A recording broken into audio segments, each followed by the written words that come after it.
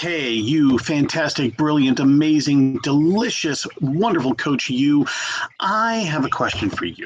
Now, first off, before I ask the question, I'm going to make an assumption. You've been coaching for a bit of time. It doesn't matter if you've been coaching for, a short period of time or a long period of time. I'm going to make an assumption that you've done coaching and you've coached a wide range of clients. So let me ask you this. Are there any clients in this list that you either have worked with or you are working with or you're going to work with that are just problem clients?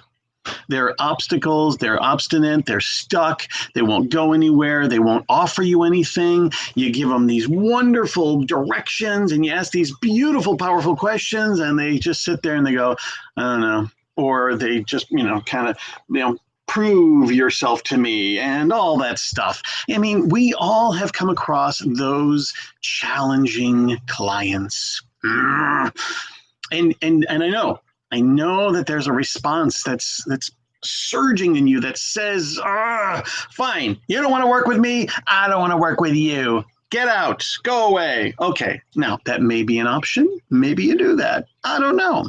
But I'm going to point to something a little deeper here.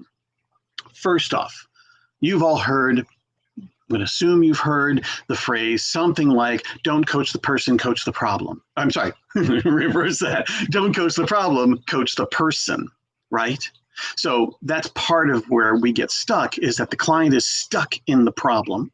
And if we go into the problem with them, we're getting stuck with them. Well, how do we handle this? Well, what are we doing? Well, what's the best thing to do? I don't know. What this and that? We're going to run around in circles and we're not going to get anywhere. And that not getting anywhere has probably been the experience of the client before they came to you. And so they've created a long time ago their survival strategy of how to deal with this crappy problem and circumstance. It doesn't mean fix it. It just means, how do I deal with it so I don't feel as helpless, hopeless, victim, powerless, or anything like that. Even if I can't fix this problem, I can at least be difficult about it, or I can be resistant, or I can just be, distant, or I can be, I don't know, or whatever it is. It's a strategy. It's a survival mode because they're stuck in the problem. So now here comes happy little coach and says, hey, let's dig into the problem. Well, here's how I deal with the problem. Here's how I deal with my problem. I respond this way. That may be part of what's going on. So think about this. The very thing that's driving you banana bonkers about this client, the way that they're responding and reacting and dismissing and blocking and all of this stuff that's making your coaching hard, may be the very thing that is contributing or creating their problem in the first place. Think about that.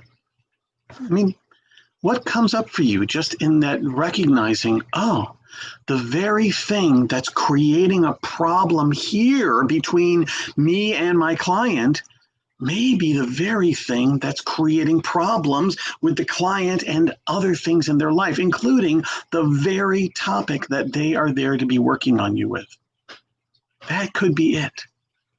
So my hope is that when I do this, and I step back and I recognize, this client here is not being a problem. They're being them. See, here's the cardinal rule that is really important to follow. See, because this comes in like, this is a great example. This client is not doing it the right way. I ask this powerful question that's supposed to open up and have this magnificent, glorious experience. I take them through this exercise, which then has this incredible, profound impact. And all of these wonderful things are supposed to happen when you do your brilliant, amazing coaching, because it happens with everybody else. Why is it not happening with this idiot moron? Well, the instant reaction is, this client is doing it wrong. And I'm going to challenge and say, client can never do client wrong. Client can never do client wrong. Client is simply being client.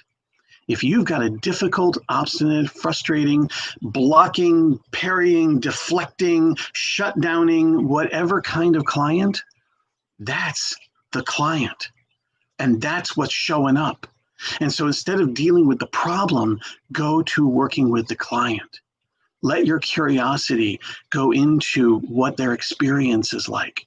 Let your intuition and your compassion go to this person who is locking down in their desperate need to survive and control and protect.